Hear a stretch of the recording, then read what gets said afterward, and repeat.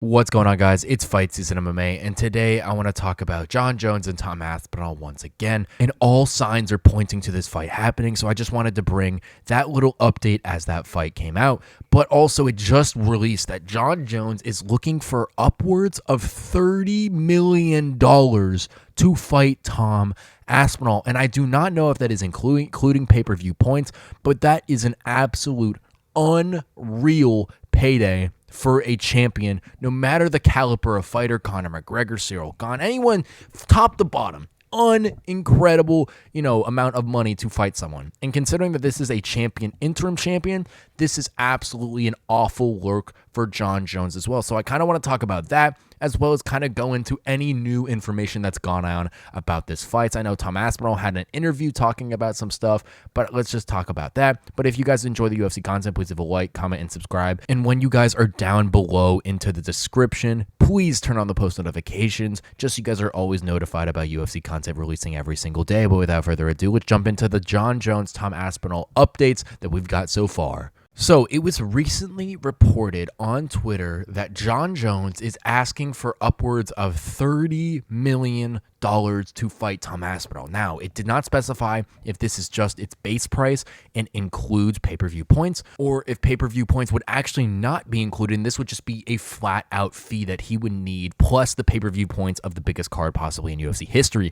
I look at this, and this is an absolutely awful look on Jon Jones's part. You look at quote-unquote the GOAT of the sport. No other GOAT of the sport is going to be like, I need $30 million to go play Steph Curry in the NBA Finals. That's what LeBron would say. Or I need $30 million to go play Larry Bird in the Eastern Conference Finals, that being Michael Jordan. There would be no person that would ever say that. And Jon Jones to go out there and say that is absolutely insane for me to really be able to witness, especially coming from the UFC GOAT with air quotes around it, because Jon Jones just isn't portraying some GOAT behaviors at this standpoint. And, Tom Aspinall must be in Jon Jones's head. I look at this, and if he's requesting that much amount of money, there's either one of two things going on. One, Jon Jones knows he's going to lose against Aspinall. Or two, Jon Jones just wants to kind of get every bit of squeeze out of the orange prior to retiring. And it's probably a little bit of both. I think Jon Jones wants every little bit of money, but this is an unworldly amount of money to request in any sort of fight. This is boxing type stuff. And Dana White has gone out there and said that he does not want to have any fighter get paid that much. He kind of has the fee. He always treats Jon Jones well, he said, and it was estimated in his last fight that Jon Jones made like $6 to $7 million. So that would be 5 times the amount that he fought for Stipe against. Jon Jones really should just go out there and fight Tom Aspinall. I know we say it. I know we say that it's, the easy thing to do. But really, what champion inside the UFC hasn't fought the interim champion? Last time we had an interim champion besides Tom Aspinall was with Yair Rodriguez, who fought Alexander Volkanovski in his next fight. Before that, Davidson Figueiredo fought the interim champion, Brandon Moreno, at UFC 283. Before that, Francis Ngannou fought the interim champion, Cyril Gane. There is so many different instances where we have an interim champion and the person who is the rightful title holder gives them their shot next. In the Moreno and Figueiredo trilogy, that was 3 fights that already happened, and it was the first quadrilogy in UFC history. But like I said, the UFC combined the champion and the interim champion to ultimately get an undisputed champion. No one is going to look back at Jon Jones' career and say that, he was the champion of the UFC, and that kind of goes with undisputed in mind. But he is currently the disputed champion, which is a massive difference. I know undisputed and disputed just has a little "un" in front of it, but with the difference is Jon Jones being the disputed champion. Yes, he might be the overarching heavyweight champion, but there's someone else who's right there who he doesn't want to prove himself against. 99% of champions in the UFC are quote-unquote undisputed. Alex Pereira, undisputed light heavyweight champion. Dricus du Plessis, undisputed middleweight champion, and so on and so forth. Jon Jones, on the other hand, is the disputed heavyweight champion, and he does not want to unify the title with Tom Aspinall, who would be the disputed or the interim heavyweight champion. In my opinion, Tom Aspinall is still the real heavyweight champion of the world. I know Jon Jones did win his last fight against Stipe Miocic, and Jon Jones has fought more recently than Tom Aspinall has fought. But Tom Aspinall stepped on in 2 weeks' notice to capture the interim title. Tom Aspinall beat Curtis Blades in 1 minute flat before Jon Jones could even come back to defend his undisputed title.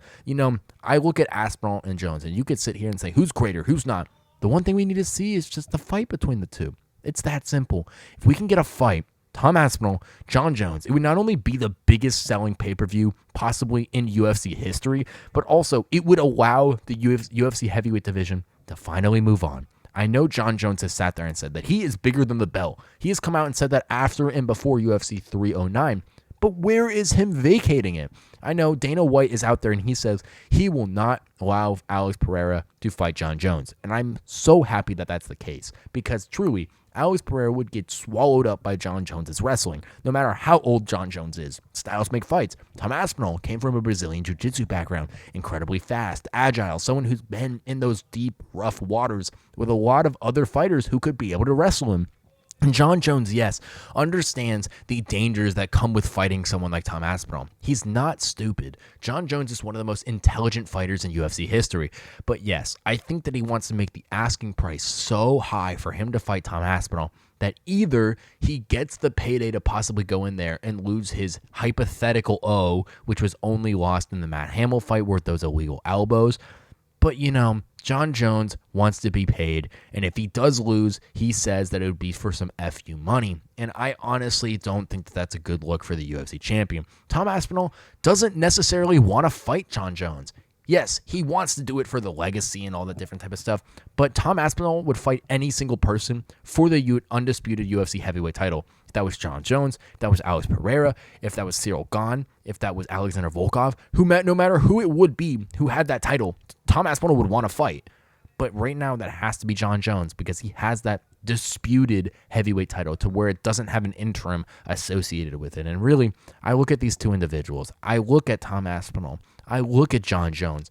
And I see a lot of different things that Jon Jones would be exploited for in the fight with Aspinall, considering how big Aspinall is, how fast he is, and I think Jones truly understands that that might be the match that he's made. Last time he fought an up-and-coming contender, Dominic Reyes, in his retirement fight inside the UFC, he retired on the spot because he lost to Reyes even though the judges' scorecards gave him that win.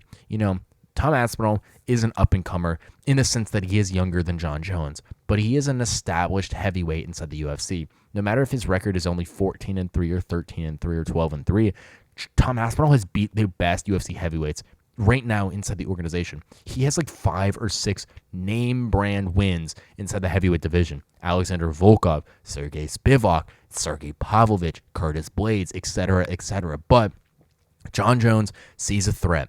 He wants to get compensated heavily. And if $30 million is the amount on the table, I actually do not know if Dana White would pay that. I know he loves Jon Jones, but that is an absolutely unruly amount to ask to fight your interim champion when you were the quote-unquote GOAT of the sport and the undisputed UFC heavyweight champion.